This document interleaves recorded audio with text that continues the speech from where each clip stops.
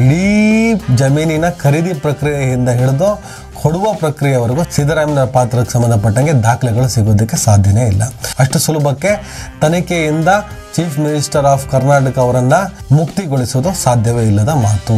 ಸಿದ್ದರಾಮಯ್ಯನ ಆಸ್ತಿ ಪಾಸ್ತಿಗಳು ಎಲ್ಲಿದೆ, ಹೇಗಿದೆ, ಎಷ್ಟು ಬಂತು, ಯಾವಾಗ ಬಂತು ಎಲ್ಲವನ್ನು ಕೂಡ ನಾಟ್ ಓನ್ಲಿ ಮೂಡಾ ಸೈಡ್ ಸಿದ್ದರಾಮಯ್ಯನವರ ರಾಜಕೀಯವನ್ನ ಹೇಗಾದರೂ ಮಾಡಿ ಮುಗಿಸಬೇಕು ಅನ್ನೋದಕ್ಕೋಸ್ಕರನೇ ಆ ಒಂದು FIRಗೋಸ್ಕರ ಎಲ್ಲರೂ ತುದಿಗಾಲಲ್ಲಿ ನಿಂತು ಕಾಯ್ತಾ ಇದ್ದಾರೆ. ಕಳಂಕರಹಿತ ಭ್ರಷ್ಟಾಚಾರ ರಹಿತ ಆಡಳಿತಕ್ಕೆಲ್ಲ ಇತಿಶ್ರೀ ಹಾಡುವಂತಹ ಪ್ರಯತ್ನ ಮತ್ತು ಸಂಚು ನಡೀತಿದೆ ಅಂತಾನೆ ಸಿದ್ದರಾಮಯ್ಯನವರ ಮೇಲೆ FIR ಆಯಿತು ಅಂದರೆ ED ಬಂದೇ ಬರುತ್ತೆ, ಬೆನ್ನಿಗೆ CBI ಕೂಡ ಬರಬಹುದು ಅನ್ನೋ ಆತಂಕ ಇದೆ.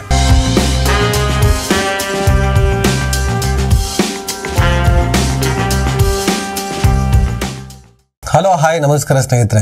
ನಿಮ್ಗೆ ಆಶ್ಚರ್ಯ ಆಗ್ಬೋದು, ಮೂಡಾ ಹಗರಣಕ್ಕೆ ಸಂಬಂಧಪಟ್ಟ ಹಾಗೆ ಸಿದ್ದರಾಮಯ್ಯನವರ ಪಾತ್ರ ಇಲ್ಲ ಅಂತ ಖುದ್ದು ಅವರೇ ಹೇಳ್ತಾ ಇದ್ದಾರೆ. ಕಾಂಗ್ರೆಸ್ ಪಕ್ಷ ಕೂಡ ಅದನ್ನೇ ಹೇಳ್ತಾ ಇದೆ, ಅವರ ಅಭಿಮಾನಿಗಳು ಕೂಡ ಅದನ್ನೇ ಹೇಳ್ತಾ ಇದ್ದಾರೆ. ಮೂಡಾದಲ್ಲಿ ಏನಿದೆ ಅಪ್ಪ? ಸಿದ್ದರಾಮಯ್ಯನವರ ಹೆಂಡತಿ ಪಾರ್ವತಿ, ಅವರಿಗೆ ಸೇರಿದ 3 ಎಕರೆ 16 ಗುಂಟೆ ಜಮೀನು, ಅದನ್ನು ಮೂಡಾ ವಶಪಡಿಸ್ಕೊಂಡಿರುತ್ತೆ ಬಿಕಾಸ್ ಆಫ್ ಡೆವಲಪ್ಮೆಂಟ್. ಪರಿಹಾರ ಕೊಡಬೇಕಾಗಿತ್ತು, ಪರಿಹಾರವನ್ನು ಕೊಟ್ಟಿರಲಿಲ್ಲ. ಕಡೆಗೆ 2020 ಯಡಿಯೂರಪ್ಪ ಸರ್ಕಾರ ಇದ್ದಾಗ ಅವರಿಗೆ ಮೈಸೂರಿನ ವಿಜಯನಗರದಲ್ಲಿ ಒಂದಿಷ್ಟು ಸೈಟ್, ಒಂದು 14 ನಿವೇಶನಗಳನ್ನು 50-50 ಅನುಪಾತದಲ್ಲಿ ಕೊಡಬೇಕು ಅಂತ ತೀರ್ಮಾನ ಆಗ್ತದೆ. ಅದರ ಪ್ರಕಾರವಾಗಿ ಬೊಮ್ಮಾಯಿ ಸರ್ಕಾರ ಇದ್ದಾಗ ಕೊಟ್ಟಿದ್ದಾರೆ. ಇದರ ಸಿದ್ದರಾಮಯ್ಯನವ್ರ ಪಾತ್ರ ಏನಿದೆ? ಸಿದ್ದರಾಮಯ್ಯವ್ರ ಬಾಮೈದ ಮಲ್ಲಿಕಾರ್ಜುನ ಒಬ್ಬ ನಿಂಗಾನ ವ್ಯಕ್ತಿಯಿಂದ ತೆಗೆದುಕೊಂಡ ಜಾಗ. ಆತ ತನ್ನ ತಂಗಿ ಪಾರ್ವತಿಗೆ ಒಂದು ತವರು ಮನೆಯಿಂದ ಒಂದು ಉಡುಗೊರೆ, ಅಣ್ಣ ಒಬ್ಬ ತಂಗಿ ಉಡುಗೊರೆ ಕೊಟ್ಟಿದ್ದಾರೆ. ಆ ಜಾಗಕ್ಕೆ ಪರಿಹಾರ ಆಗಿ ಮೂಡಾ ವಶಪಡಿಸಿಕೊಂಡ ನಂತರ ಇವರು ಬೇರೆ ಕಡೆ ಜಾಗ ಸಿಕ್ಕಿದೆ. ಇದು ಇಡೀ ಕೇಸ್ನಲ್ಲಿ ಸಿದ್ದರಾಮಯ್ಯನವ್ರು ಕಾಣಿಸ್ತಾನೆ ಇಲ್ಲ. ಇಡೀ ಕೇಸ್ನಲ್ಲಿ ಸಿದ್ದರಾಮಯ್ಯ ಎಲ್ಲೂ ಇಲ್ಲವೇ ಇಲ್ಲ. ಅಂದಮೇಲೆ ಯಾಕೆ ಸಿದ್ದರಾಮಯ್ಯನವ್ರ ಎಳ್ಕ ಬಂದು ಈ ಕೇಸ್ನಲ್ಲಿ ಸಿಗಾಕ್ಸೋ ಪ್ರಯತ್ನ ಮಾಡ್ತೀರಾ? ದೊಡ್ಡ ರಾಜಕೀಯ ಮಾಡ್ತಾ ಇದ್ದೀರಾ. ಒಂದೇ ಒಂದು ಕಪ್ಪು ಚುಕ್ಕಿ ಇಲ್ಲದ ಒಬ್ಬ ಮುಖ್ಯಮಂತ್ರಿ, ಸಮಾಜವಾದಿ, ಭ್ರಷ್ಟಾಚಾರವಿಲ್ಲದೆ ಸುಮಾರು 40 ವರ್ಷಗಳ ಕಾಲ ರಾಜಕಾರಣವನ್ನು ಮಾಡ್ಕೊ ಬಂದಿದ್ದಾರೆ. ಹೇಗಾದರೂ ಮಾಡಿ ಅವರ ಅಸ್ತಿತ್ವವನ್ನೇ ಮುಗಿಸುವ ಕೆಲಸ ಮಾಡಿದ್ರೆ ಕಾಂಗ್ರೆಸ್ನೂ ಮುಗಿಸ್ಬೋದು. ಸಿದ್ದರಾಮಯ್ಯನವರ ಅಂತ್ಯ, ರಾಜಕೀಯ ಅಂತ್ಯ, ಸಿದ್ದರಾಮಯ್ಯನವರ ಹೆಸರಿಗೆ ಕಪ್ಪು ಮಸಿ ಬಳಿದರೆ ಕಾಂಗ್ರೆಸ್ ಮತ್ತೆ ಸರ್ವೈವ್ ಕಷ್ಟ ಇದೆ. ಎಲ್ಲ ಒಬ್ಬ DK ಶಿವಕುಮಾರ್ ಒಂಚೂರು ಓದಾಡ್ತಾರೆ, ಬಟ್ ಮತ್ತೆ ಯಾರ ಮುಖ ನೋಡಿ ಕಾಂಗ್ರೆಸ್ ಓಟ್ ಹಾಕ್ತಾರೆ? ಹೀಗಿರಬೇಕಾದ್ರೆ ಸಿದ್ದರಾಮಯ್ಯನವರು ಏನಾದರೂ ಮಾಡಿ ಮುಗಿಸ್ಬೇಕು ಅಂತ ವಿನಾಕಾರಣ ಸಂಚು ಮಾಡ್ತಾ ಇದ್ದಾರೆ. ಅದೀಗ ಹೈಕೋರ್ಟ್ ಹೋಗಿದೆ, 10 ದಿನ ಅದನ್ನು ವಿಚಾರಣೆ ಮುಂದೂಡಿದ್ದಾರೆ. ಏನು ರಿಲೀಫ್ ಎಂತ ಇಲ್ಲ, ವಿಚಾರಣೆ ಮುಂದೆ ಹಾಕಿದ್ದಾರೆ. ಅವತ್ತು ಏನು ಆದೇಶ ಕೊಡ್ಬೋದು? ಸಿದ್ದರಾಮಯ್ಯನವರು ಏನು ಪಾತ್ರ ಇಲ್ಲ ಅಂತಲೇ ಬರುತ್ತೆ. ಮನು ಸಿಂಘ್ವಿ ಅಂತ ಭಾಳ ದೊಡ್ಡ ವಕೀಲ ವಾದ ಮಾಡ್ತಿದ್ದಾರೆ. ಅಷ್ಟು ಸುಲಭಕ್ಕೆ ಸೋಲೊಪ್ಪಿಕೊಳ್ಳದ ವಕೀಲರವರು ಈ ಥರ ಚರ್ಚೆಗಳನ್ನು ಮಾತ್ರ ನೀವು ಮಾಡ್ತಾ ಇದ್ದೀರಾ. ಅಸಲಿ ವಿಷಯ ಅದಲ್ಲ. ಅಸಲಿ ವಿಚಾರ ಬಹುಶಃ ನಿಮ್ಗೆ ಯಾರಿಗೂ ಗೊತ್ತೇ ಇಲ್ಲ. ಮೂಡಾ ಅನ್ನೋದು ಏನೂ ಇಲ್ಲ.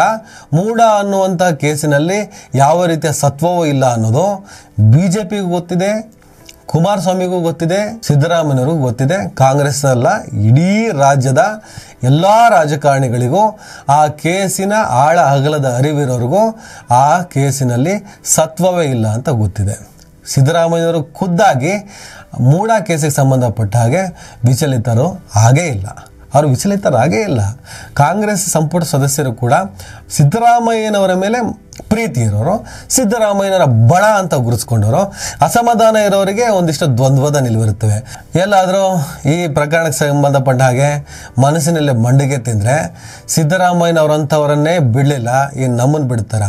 ಒಂದಿನಿತು ಭ್ರಷ್ಟಾಚಾರದ ಪ್ರಕರಣವೂ ಇಲ್ಲದೆ ರಾಜಕಾರಣವನ್ನು ಮಾಡ್ಕೊಂಡು ಬಂದ ಸಿದ್ದರಾಮಯ್ಯನವ್ರಿಗೆ ಮೂಡಾ ಅಂತ ಹೇಳಿಬಿಟ್ಟು ಅನಾವಶ್ಯಕ ಕಲ್ಲೆಸ್ದು ಅವರನ್ನೇ ಡಿಸ್ಟರ್ಬ್ ಮಾಡಿದ್ರೆ ಅಂದಮೇಲೆ ನಾವು ಅದಾಗಲೇ ನುಂಗಿ ಉಂಡು ಸುಭಿಕ್ಷವಾಗಿ ಕುತ್ಕೊಂಡಿದ್ದೀವಿ, ನಮ್ಮನ್ನು ಬಿಟ್ಬಿಡ್ತಾರ ಅನ್ನೋ ಆತಂಕ ಕೂಡ ಇರುತ್ತೆ. ಹಾಗಾಗಿ ಅರ್ಜೆಂಟಾಗಿ ಮುಖ್ಯಮಂತ್ರಿ ಆಗಬೇಕು ಅನ್ನುವಂಥ ಕನಸನ್ನ ಇವರು ಕಾಣೋದಕ್ಕೆ ಹೋಗೋದಿಲ್ಲ. ಅಂದಮೇಲೆ ವಿರೋಧಿಗಳಿಗೆ ಸಿದ್ದರಾಮಯ್ಯನ ಸಿಕ್ಕಾಕ್ಸ್ಬೇಕು, ಹೇಗಾದರೂ ಮಾಡಿ ಒಂದೇ ಒಂದ್ಸಲ ಅವ್ರ ಮೇಲೆ ತನಿಖೆಗೆ ಆದೇಶ ಮಾಡಬೇಕು ಅಂತೇಳಿ ಇದೇ ರಾಜ್ಯಪಾಲರನ್ನ ಬಳಸ್ಕೊಂಡು ಪ್ರಾಸಿಕ್ಯೂಷನ್ಗೆ ಆದೇಶವನ್ನು ಕೊಡಿಸ್ತಾರೆ.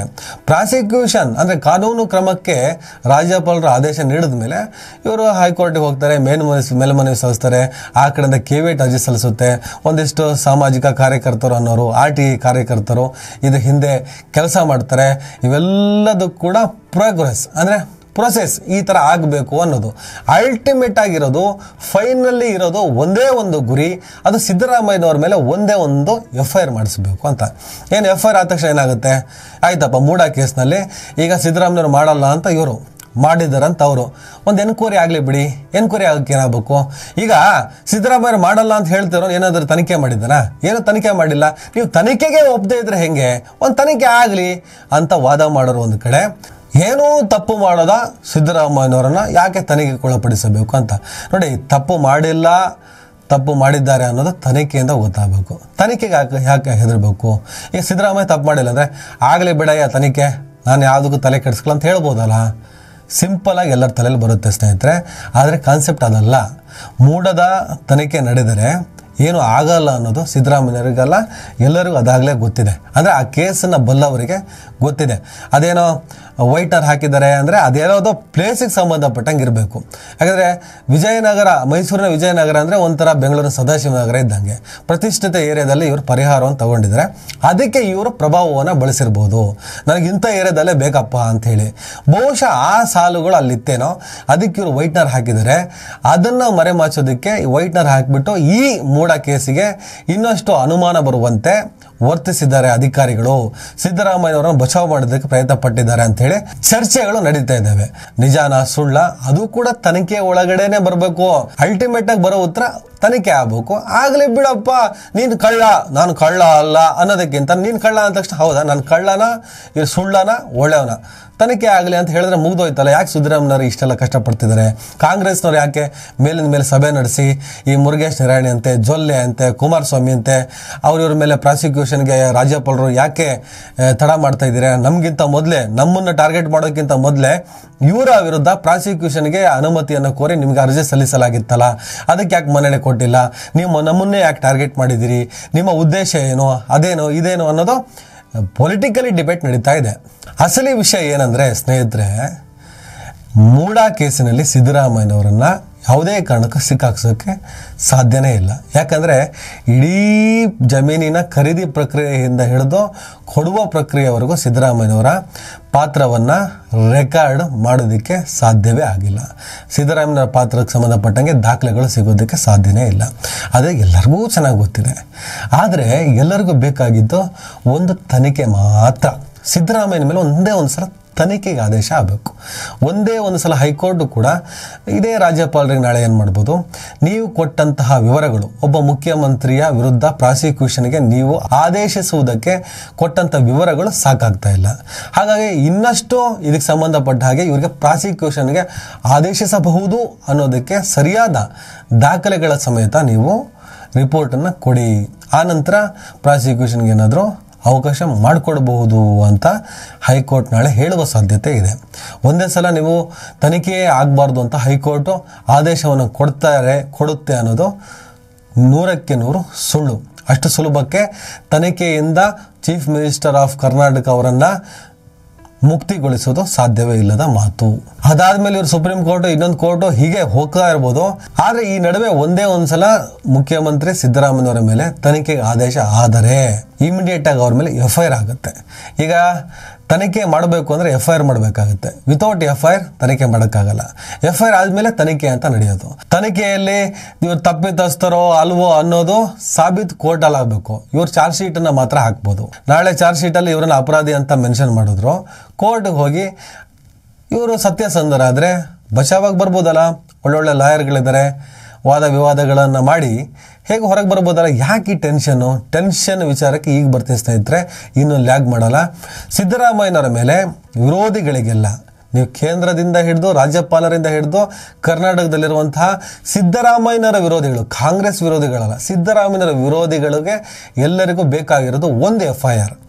ಒಂದೇ ಒಂದು ಸಲ ಸಿದ್ದರಾಮಯ್ಯನವರ ಮೇಲೆ FIR ಆಯಿತು ಅಂದರೆ ಇಮ್ಮಿಡಿಯೇಟ್ ಆಗಿ ಈ ಪ್ರಕರಣಕ್ಕೆ ಸಂಬಂಧಪಟ್ಟ ಹಾಗೆ ಅಕ್ರಮ ಆಸ್ತಿ, ಅಕ್ರಮ ವಹಿವಾಟು ಈ ಕಾನ್ಸೆಪ್ಟು ಈ ಪ್ರಕರಣದ ಒಳಗಡೆ ಬರುವುದರಿಂದ ಇಮ್ಮಿಡಿಯೇಟ್ ಆಗಿ ED ಎಂಟ್ರಿ ಕೊಡುತ್ತೆ, ಎನ್ಫೋರ್ಸ್ಮೆಂಟ್ ಡೈರೆಕ್ಟರೇಟ್. ಮುಖ್ಯಮಂತ್ರಿ ಸಿದ್ದರಾಮಯ್ಯನವರ ಮೇಲೆ ಏನಾದರೂ ಮೂಡಕ್ಕೆ ಸಂಬಂಧಪಟ್ಟ ಒಂದ್ಸಲ FIR ಬಿದ್ದರೆ ಇದು ಹಣಕಾಸಿಗೆ ಸಂಬಂಧಪಟ್ಟಂತಹ ಆಸ್ತಿ ಪಾಸ್ತಿಗೆ ಸಂಬಂಧಪಟ್ಟಂತಹ ವಿಚಾರಗಳು ಆಗಿರೋದ್ರಿಂದ ಇಡಿ ಎಂಟ್ರಿ ಕೊಡುತ್ತೆ. ಇಡಿ ಇಮಿಡಿಯೇಟ್ ಆಗಿ ಬಂದು ಸಿದ್ದರಾಮಯ್ಯನವರ ಮೇಲೆ ಕೇಸನ್ನು ಹಾಕ್ಬೋದು, ಅರೆಸ್ಟ್ ಮಾಡ್ಬೋದು. ಇಡಿ ಒಂದ್ಸಲ ಸಿದ್ದರಾಮಯ್ಯನವ್ರನ್ನ ಮುಟ್ತು ಅಂದರೆ ಏನಾಗಬಹುದು ಅಂತ ನೀವು ಯೋಚನೆ ಮಾಡಿ. ರಕ್ತಪಾತ ಆಗುತ್ತೆ, ರಕ್ತಕ್ರಾಂತಿ ಆಗುತ್ತೆ, ಹಂಗಾಗುತ್ತೆ, ಇವೆಲ್ಲ ಬಿಟ್ಬಿಡಿ ಬುಲ್ಶಿಟ್ಗಳು. ಒಂದಿಷ್ಟು ಗಲಾಟೆ ಪ್ರತಿಭಟನೆಗಳಾಗ್ಬೋದು. ಅಲ್ಟಿಮೇಟ್ ಆಗಿ ಈ ದೇಶದ ನ್ಯಾಯಾಂಗ ವ್ಯವಸ್ಥೆಯ ಮುಂದೆ ಎಲ್ಲರೂ ತಲೆ ಬಾಗಲೇಬೇಕು. ನೋಡಪ್ಪ, ಒಂದು ಕೇಸಿಗೆ ಸಂಬಂಧಪಟ್ಟ ಹಾಗೆ, ನಮಗೆ ರಿಲೇಟೆಡ್ ಆಗಿರುವಂಥ ಕೇಸಿಗೆ ಸಂಬಂಧಪಟ್ಟ ಹಾಗೆ FIR ಆಗಿದೆ, ಹಾಗಾಗಿ ನಾವು ಇದಕ್ಕೆ ಸಂಬಂಧಪಟ್ಟ ಹಾಗೆ ಒಂದಿಷ್ಟು ತನಿಖೆಯನ್ನು ನಡೆಸಬೇಕಾಗಿದೆ ಅಂತ ಹೇಳ್ಬಿಟ್ಟು ಇಡಿ ಇಮಿಡಿಯೇಟ್ ಆಗಿ ಸಿದ್ದರಾಮಯ್ಯನವರನ್ನ ಹ್ಯಾಂಡ್ ಓವರ್ ಮಾಡ್ಕೋಬಹುದು. ಸಿದ್ದರಾಮಯ್ಯನ ಆಸ್ತಿ ಪಾಸ್ತಿಗಳು ಎಲ್ಲಿದೆ, ಹೇಗಿದೆ, ಎಷ್ಟು ಬಂತು, ಯಾವಾಗ ಬಂತು, ಎಲ್ಲವನ್ನು ಕೂಡ not only MUDA site, not only Vijayanagara site, ಸಿದ್ದರಾಮಯ್ಯನವರ ಆಸ್ತಿ ಎಲ್ಲಿದೆ, ಯತೀಂದ್ರ ಅವರ ಆಸ್ತಿ ಎಲ್ಲಿದೆ, ಪಾರ್ವತಿಯವರ ಆಸ್ತಿ ಪಾಸ್ತಿಗಳು ಎಲ್ಲಿದೆ, ಯಾವ್ಯಾವ ಮೂಲೆಯಲ್ಲಿದೆ, ಯಾವ ಜಗತ್ತಿನ ಯಾವ್ಯಾವ ಕಡೆ ಇದೆ, ಎಲ್ಲವನ್ನು ಕೂಡ ಕೆದಕಿ ತೆಗೆಯೋದಕ್ಕೆ ಶುರು ಮಾಡುತ್ತದೆ. ಬಹಳ ದೊಡ್ಡ ಮಟ್ಟದಲ್ಲಿ ಟಾರ್ಚರ್ ಕೊಡೋದಕ್ಕೆ ಸ್ಟಾರ್ಟ್ ಮಾಡುತ್ತೆ. ಇಡಿ ಒಂದ್ಸಲ ಕೈ ಹಾಕ್ತಂದ್ರೆ ಅದು ದೊಡ್ಡ ಹೆಡ್ಯಾಕ್, ತಲೆನೋವು. ಸಿದ್ದರಾಮಯ್ಯನವರ ರಾಜಕೀಯವನ್ನ ಹೇಗಾದ್ರೂ ಮಾಡಿ ಮುಗಿಸಬೇಕು ಅನ್ನೋದಕ್ಕೋಸ್ಕರನೇ ಆ ಒಂದು FIRಗೋಸ್ಕರ ಎಲ್ಲರೂ ತುದಿಗಾಲಲ್ಲಿ ನಿಂತು ಕಾಯ್ತಾ ಇದ್ದಾರೆ. ಎಲ್ಲರೂ ಅಂದ್ರೆ ವಿರೋಧಿಗಳು, ಸಿದ್ದರಾಮಯ್ಯನ ವಿರೋಧಿಗಳು, ಅದು ಈ ಪಕ್ಷದಲ್ಲಿರಲಿ ಆ ಪಕ್ಷದಲ್ಲಿರಲಿ, ಎಲ್ಲರೂ ಕೂಡ ಸಿದ್ದರಾಮಯ್ಯನ ಮುಗಿಸೋದಕ್ಕೋಸ್ಕರ ಒಂದು ಸಣ್ಣ FIR, ಅದು ಮೂಡ ಆಸ್ತಿ ಪಾಸ್ತಿ ಹಣಕಾಸಿಗೆ ವಿಚಾರಕ್ಕೆ ಸಂಬಂಧಪಟ್ಟ ಹಾಗೆ ಬೀಳಲೇಬೇಕು ಅಂತ ಕಾಯ್ತಾ ಇದ್ದಾರೆ. ಇಡಿ ಎಂಟ್ರಿ ಕೊಟ್ಟ ಅಂದ್ರೆ ಸಿದ್ದರಾಮಯ್ಯನವರಿಗೆ ಬಹಳ ಸಂಕಷ್ಟ ಆಗುತ್ತೆ. ಅವರು ರಾಜೀನಾಮೆ ಕೊಡಲೇಬೇಕಾದ ಪರಿಸ್ಥಿತಿ ಬರುತ್ತೆ. ತನಿಖೆಯಲ್ಲಿ ಅವರು ಅನೇಕ ರೀತಿಯ ಸಂಕಷ್ಟಗಳನ್ನು ಎದುರಿಸಲೇಬೇಕಾಗತ್ತೆ. ತಪ್ಪು ಮಾಡಿದೆಯೋ ತಪ್ಪು ಮಾಡಿಲ್ವೋ ಪ್ರೂವ್ ಆಗೋದು ನಾಳೆ ಕೋರ್ಟ್ಗಳಲ್ಲಿ. ಆದರೆ ಆ ನಡುವಲ್ಲಿ ಇರುವಂತಹ ಕೆಲ ಕಾಲಗಳಿದಾವಲ್ಲ, ಈಗ ಈ ಹೈಕೋರ್ಟ್ ಈ ಮೂಡ ಇದಕ್ಕೆ ಸಂಬಂಧಪಟ್ಟ 2-3 ತಿಂಗಳ ಅವಧಿ ಅಂತಲೇ ಇಟ್ಕೊಳ್ಳಿ. ಆದರೆ ಇಡಿ ಇದನ್ನು ಲ್ಯಾಗ್ ಮಾಡುತ್ತೆ, ವರ್ಷಗಳ ಕಾಲ ಲ್ಯಾಗ್ ಮಾಡುತ್ತೆ. ಅಷ್ಟು ಕಾಲ ಸಿದ್ದರಾಮಯ್ಯ ಮುಖ್ಯಮಂತ್ರಿಯಾಗಿ ಮುಂದುವರಿತೀನಿ, ರಾಜಕಾರಣ ಮಾಡ್ತೀನಿ, ಇದನ್ನು ಎದುರಿಸ್ತೀನಿ ಅನ್ನೋದು ಸಾಧ್ಯ ಆಗೋದೇ ಇಲ್ಲ. ಹೇಗೆ ಅರವಿಂದ್ ಕೇಜ್ರಿವಾಲ್, ಹೇಮಂತ್ ಸೊರೇನ್ ಇದೇ ಇಡಿ CBI ಬಿಟ್ಟು ಹೇಗೆ ಅವರನ್ನ ಮುಗಿಸೋ ಪ್ರಯತ್ನ ಮಾಡಿದ್ರು, ಈಗ ಅರವಿಂದ್ ಕೇಜ್ರಿವಾಲ್ ನೋಡಿ, ಇಡಿ ನ್ಯಾಯಾಲಯ ಅವರನ್ನು ಬೇಲ್ ಕೊಟ್ಟರೆ CBI ಎತ್ಕೊಂಡು ಹೋಗುತ್ತೆ, CBI ಎತ್ಕೊಂಡು ಹೋಯ್ತಂದ್ರೆ ಇಡಿ ಹಿಡ್ಕೊಳ್ತದೆ. ಇದೇ ತರ ಇಡಿ ಕೈ ಹಾಕಿದ ಮೇಲೆ CBI ಕೂಡ ಎಂಟ್ರಿ ಆಗುತ್ತೆ ಸಿದ್ದರಾಮಯ್ಯ ಅವರ ವಿಚಾರದಲ್ಲಿ. ಇಡಿ ಎಂಟ್ರಿ ಆದಮೇಲೆ CBI ಏನಾದರೂ ಒಂದು ಹಿಡ್ಕೊಂಡು ಬರ್ತದೆ. ಇದೇ ರೀತಿಯಾಗಿ ಸಿದ್ದರಾಮಯ್ಯನವರನ್ನ ಮುಗಿಸ್ಬೇಕು ಅಂದ್ರೆ ಅವ್ರಿಗೆ ಬೇಕಾಗಿದ್ದು ಮೂಡಾ ಕೇಸಿನಲ್ಲಿ ಒಂದೇ ಒಂದು FIR, ಒಂದೇ ಒಂದು ಸಲ ಸಿದ್ದರಾಮಯ್ಯನವರ ಮೇಲೆ ತನಿಖೆಗೆ ಆದೇಶ ಆಗ್ಬಿಡ್ಬೇಕು, ತನಿಖೆ ನಡಿಬೇಕು. ತನಿಖೆ ನಡಿಬೇಕಂದ್ರೆ FIR ಆಗಬೇಕು, FIR ಆದ್ರೆ ಇಡಿ ಬರುತ್ತೆ, ಇಡಿ ಹಿಂದೆ CBI ಬರುತ್ತೆ. ಇದು ಬಹಳ ದೊಡ್ಡ ಪ್ಲಾನ್ ಆಗಿದೆ. ಈ ವಿಚಾರ ಸಿದ್ದರಾಮಯ್ಯನವರಿಗೆ ಬಹಳ ಸ್ಪಷ್ಟವಾಗಿ ಗೊತ್ತಿದೆ, ಸಿದ್ದರಾಮಯ್ಯನವರ ಆಪ್ತ ವಲಯಕ್ಕೆ ಬಹಳ ಸ್ಪಷ್ಟವಾಗಿ ಗೊತ್ತಿದೆ. ಆ ಕಾರಣಕ್ಕೆ ಸತ್ವವಿಲ್ಲದ ಮೂಡದ ವಿಚಾರದಲ್ಲಿ ಸಿದ್ದರಾಮಯ್ಯನವರು ಹೆಚ್ಚು ರಿಯಾಕ್ಟ್ ಮಾಡ್ತಾ ಇದ್ದಾರೆ, ಹೆಚ್ಚೆಚ್ಚು ಫೇಸ್ಬುಕ್ನಲ್ಲಿ ಬರೀತಾ ಇದ್ದಾರೆ, ಹೆಚ್ಚೆಚ್ಚು ಸಮರ್ಥನೆ ಮಾಡ್ತಿದ್ದಾರೆ, ಹೆಚ್ಚೆಚ್ಚು ಜನರಿಗೆ ಸಂದೇಶವನ್ನು ಮುಟ್ಟಿಸುವ ಕೆಲಸವನ್ನು ಮಾಡ್ತಿದ್ದಾರೆ. ಕುಂಬಳಕಾಯಿ ಕಳ್ಳ ಅಂದ್ರೆ ಯಾಕೆ ಹೆಗಲು ಮಡ್ಕೊತೀರಾ ಅಂತ ಹೇಳ್ಬಿಟ್ಟು ನಮ್ಮಂತರ ಸೂಚ್ಯವಾಗಿ ಸಿದ್ದರಾಮಯ್ಯನವರಿಗೆ ಹೇಳಿದ್ರು ಕೂಡ ಇದರ ಹಿಂದಿರುವಂಥ ಅಸಲಿ ಮಸಲತ್ತು ಏನು ಅನ್ನೋದು ಅವ್ರಿಗೆ ಅರ್ಥ ಆಗಿರೋದ್ರಿಂದ ಮೂಡದಲ್ಲಿ ನಾನು ಏನೂ ಇಲ್ಲ, ಯಾವುದೇ ಕಾರಣಕ್ಕೂ ನನ್ನ ಮೇಲೆ ತನಿಖೆಗೆ ಆದೇಶ ಆಗಲೇಬಾರ್ದು, ಯಾವುದೇ ಕಾರಣಕ್ಕೂ ನನ್ನ ಮೇಲೆ FIR ಆಗಲೇಬಾರ್ದು ಅನ್ನೋದಕ್ಕೋಸ್ಕರ ಬಹಳ ದೊಡ್ಡ ಮಟ್ಟದಲ್ಲಿ ಹೆಣಗಾಟವನ್ನು ನಡೆಸ್ತಿದ್ದಾರೆ ಸಿದ್ದರಾಮಯ್ಯನವರು.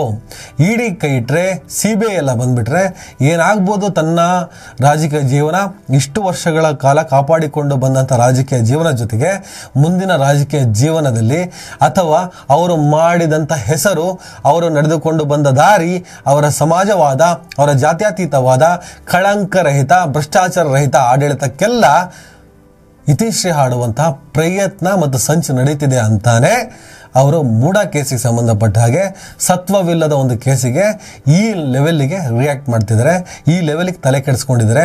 ಸರ್ಕಾರದ ಆಡಳಿತ ಕಂಪ್ಲೀಟ್ ಮೂಡದ ಮೇಲಿದೆ, ಫೇಸ್ಬುಕ್ನಲ್ಲಿ ಬ್ಯುಸಿ ಆಗಿದೆ ಅಂತ. ಅದಕ್ಕೆ ನಾನು ಮೊನ್ನೆ ಒಂದು ವಿಡಿಯೋದಲ್ಲಿ ವಿವರಣೆಯನ್ನು ಕೊಟ್ಟಿದ್ದೆ ಸ್ನೇಹಿತರೆ. Concept is very very clear.